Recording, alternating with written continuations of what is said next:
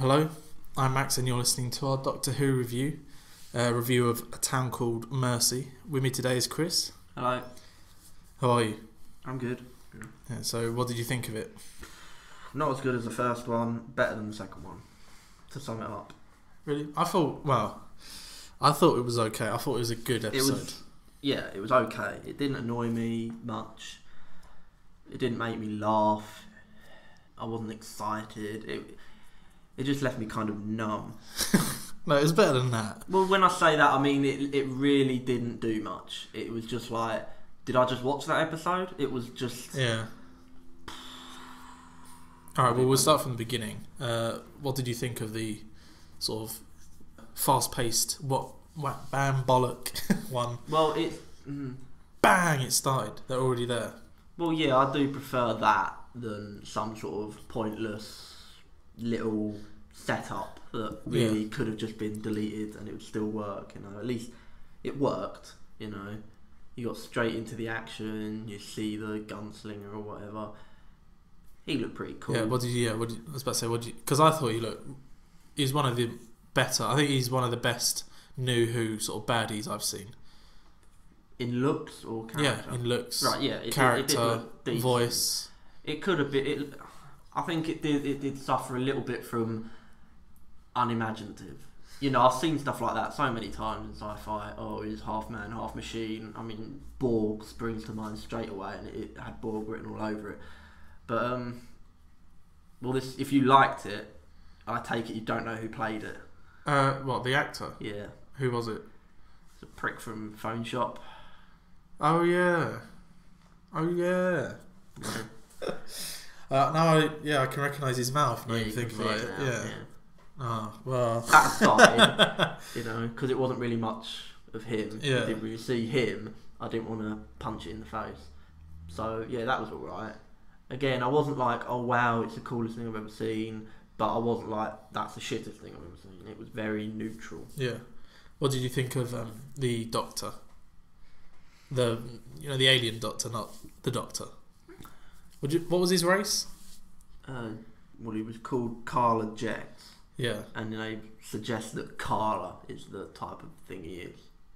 Or the planet, or whatever. The race, yeah. So, whatever. Never heard of them Not before, to my knowledge. Convenient that they're human and all that's different is that they're tattooed face. Is this the first time you've put No, it's, I just don't like that about... Well, it's so cheap, isn't it? That's the point. Yeah. You can't help it. But it's so... I understand, like in... we don't have no idea about what the aliens are truly going to look like, but... Yeah, but a lot of sci-fi tries to get round it, sort of thing, yeah. You know? I know usually, like, the aliens have 2 legs and 2 arms and they look like humans, like that's the best way to evolve. It's like a pinnacle sort of thing. I think in Star Trek they suggest that a race went and seeded loads of planets, kind of like Prometheus.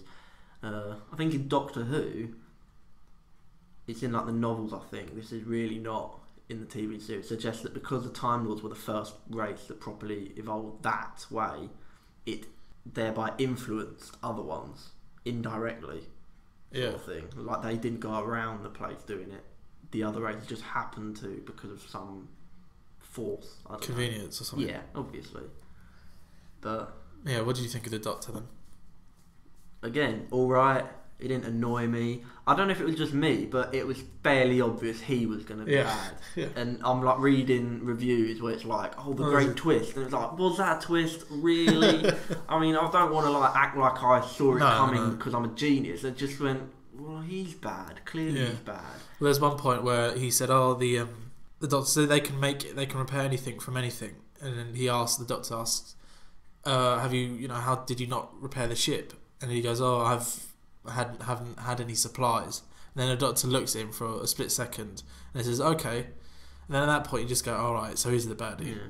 That's probably because me and you have watched so much TV, we know. Well, that is true. It's like you can just see it coming. That's what makes most of that feel a little bit cliched. Like, it was kind of like the pirate episode. They tried to crowbar in as much what we consider to be Wild West, like walking into the saloon, ordering a drink, looking hard, tumbleweed, absolutely everything that they could possibly crowbar in. It's like, just makes me think, is that really how it was, or is that just how we believe it was? Because it it just feels a little bit cheap, a bit easy to do that, and just go, oh, it's a Western, I get it. I also strongly felt that there was pretty much no point in having Amy and Rory in it. Yeah, there weren't. Well, really, no, the only point was when she Amy said, to rein him yeah. back in. And that just brings me on to the fact that I'm getting kind of sick of this, oh, you see a bad side of the Doctor and it's the companion that pulls him back to reality. It's like, okay, that was a mildly interesting, not exactly 100% original idea when it first came around. It's getting sick now. Well, if I'm being honest, I've started to realise that Matt Smith, the thing that Matt Smith doesn't have over David Tennant is the seriousness of David Tennant. Because Matt Smith is always acting the fool, but I've seen recently that he's sort of, he's willing to kill Solomon, yeah. But when Amy reined him in, I was like, no, please, this is more interesting. Just let the Doctor go on a rampage. I'd rather see that than him like try and save everyone. I'd rather see like a vengeful sort of character, because that's more interesting. I know I'm expecting something like Breaking Bad rather than Doctor Who. Yeah, I know it's for kids, but I want like a sort of interesting Doctor who doesn't say, save everyone, do everything good. I want him to be a bit grey, morally grey, like that Doctor said, oh, you like everything to be black and white, and you see me as grey. He's not grey. He's as black or white as they come.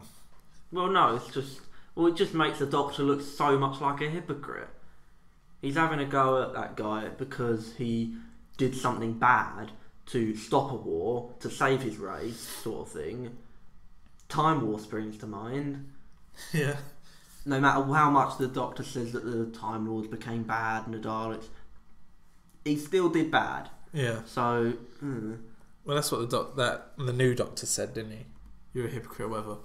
But what I've sort of realised is I'm starting to think that Matt Smith is coming towards the end of his reign, because obviously you see a change in the Matt Smith Doctor. You see him being more aggressive, nasty, and a horrible person. So maybe, I don't know, maybe something later on in the series or whatever, he's going to start doing bad stuff, and then he realises, oh, my time's up. It'll probably be the Amy and Rory death. Yeah, well, if they're going to die.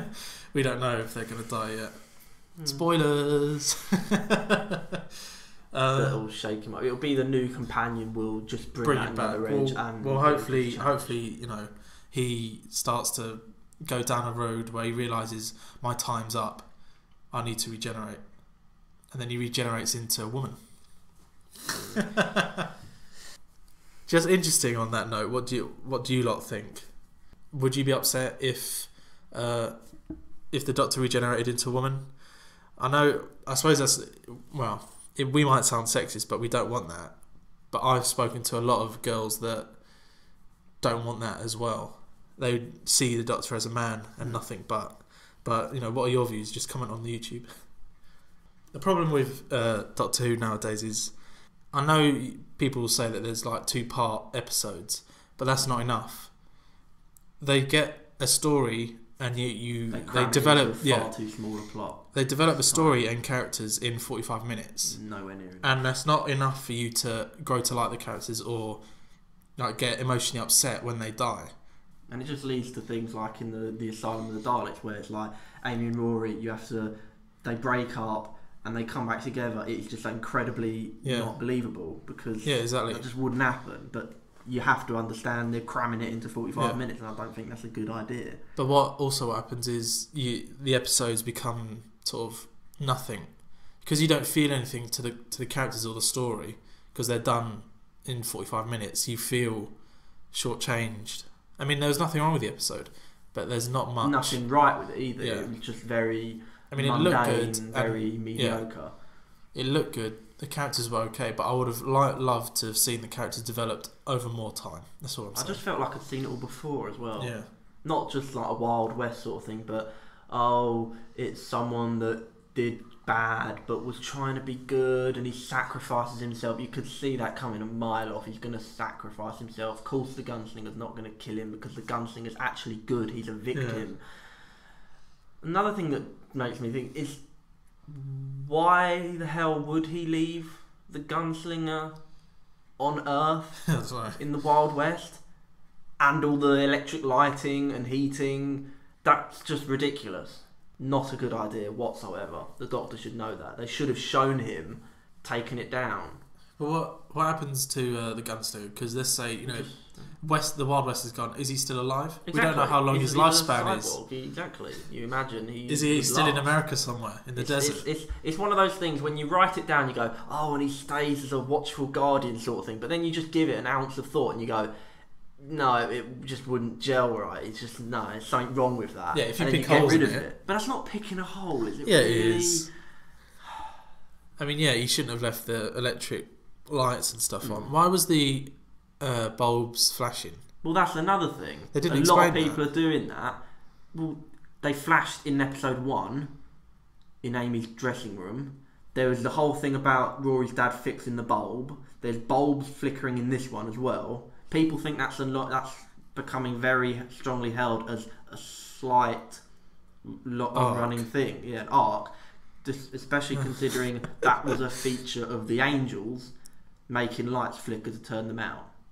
And we know for a fact that the Angels are in episode 5 where Amy and Rory leave. So a lot of people are clinging to the idea that that's the small arc.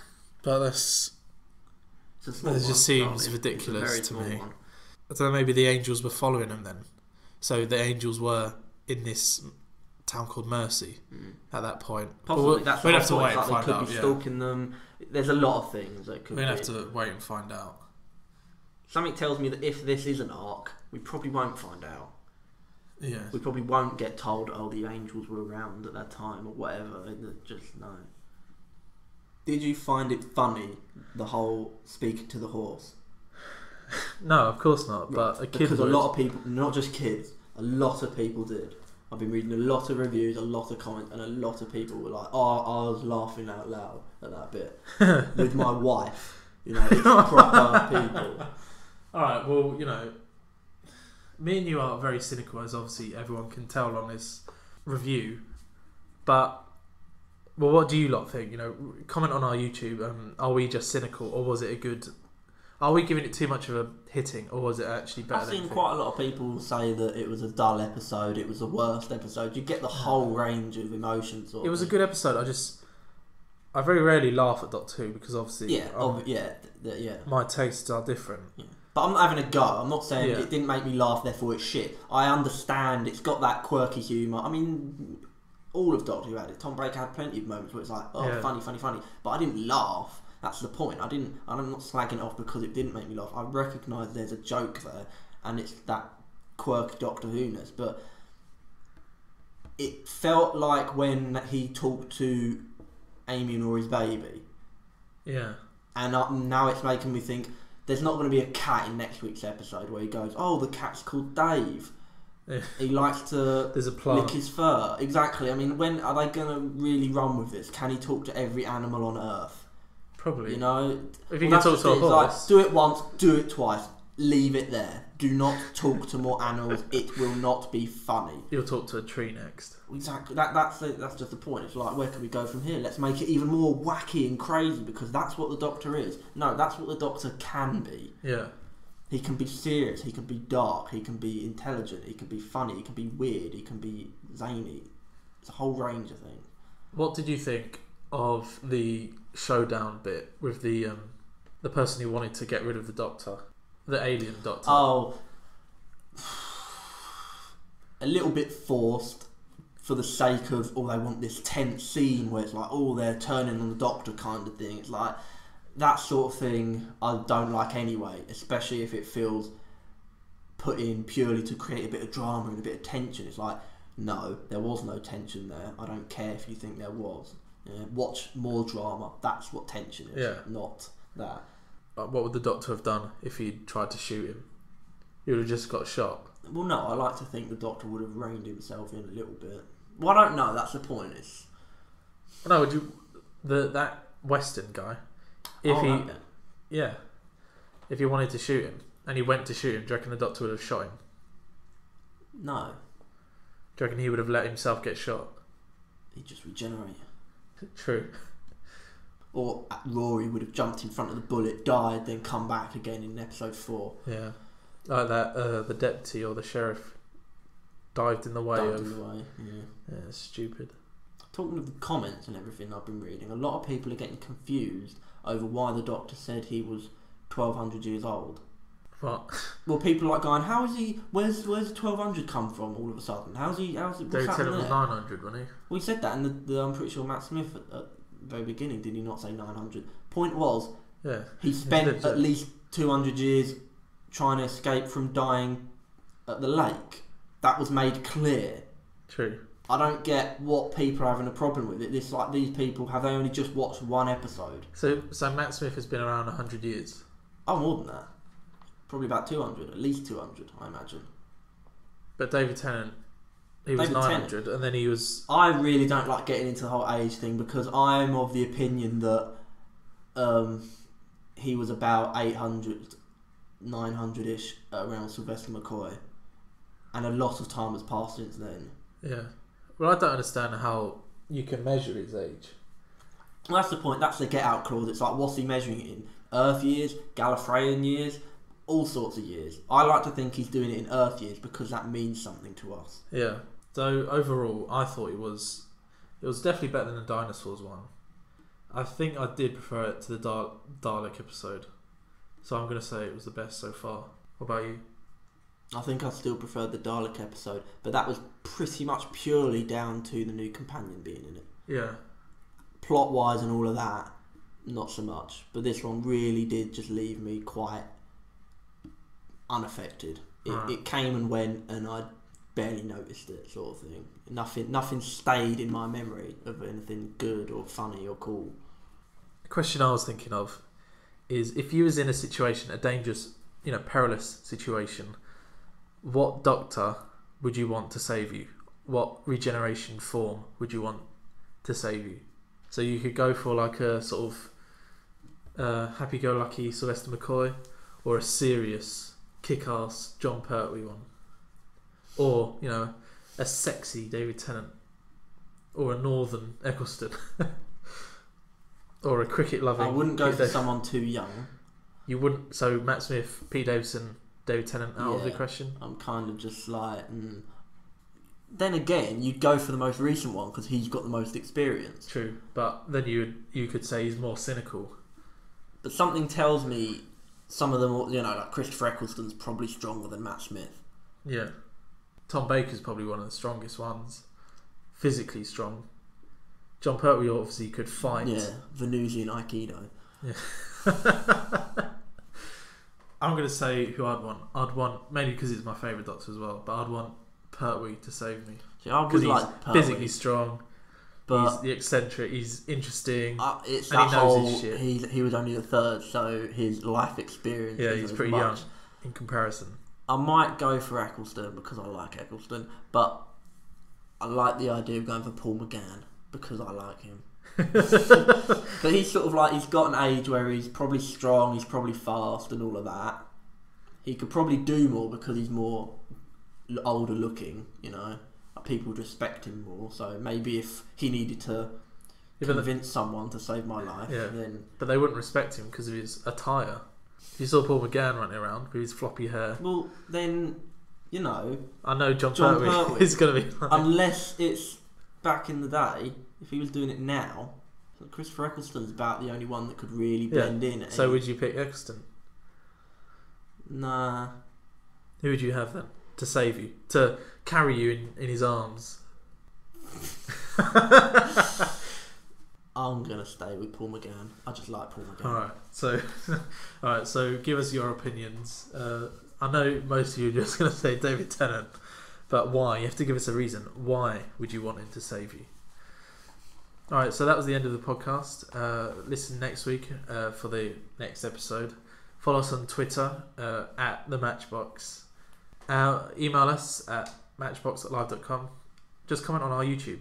So yeah, we'll see you next week.